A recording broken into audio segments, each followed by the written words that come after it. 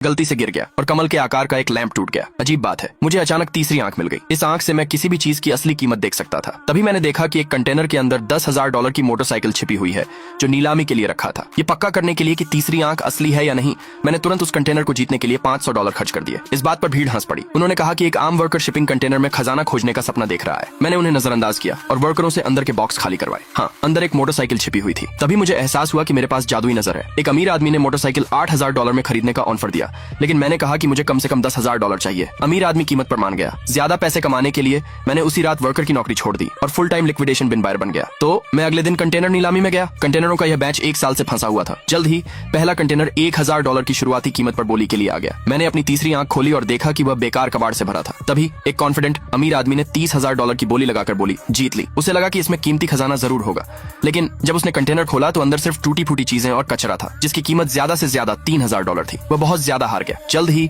हम नीलामी के लिए रखे दूसरे कंटेनर की तरफ बढ़े, क्योंकि असली मालिक का पता नहीं था और यह 3 साल से ज्यादा समय से पोर्ट पर पड़ा था, इसलिए इसे बेचने के लिए रखा गया। शुरुआती कीमत अभी भी $1,000 थी। मैंने अपनी तीसरी आंख फिर से खोली और अंदर $6 लाख का हाथी दांत छिपा देखकर हैरान रह गया। बोली तेजी से शुरू हुई। सबको लगा कि अंदर कुछ भी कीमती नहीं है। आखिरकार यह 3 साल से पड़ा था। यह देखकर मैंने तुरंत इसे खरीदने के लिए $1,000 का ऑफर दिया, लेकिन फिर भी मैंने एक अमीर आदमी का ध्यान खींच लिया। उसने $10,000 की बोली लगाई और मुझे चेतावनी दी कि मैं जानबूझकर कीमत न बढ़ाऊं।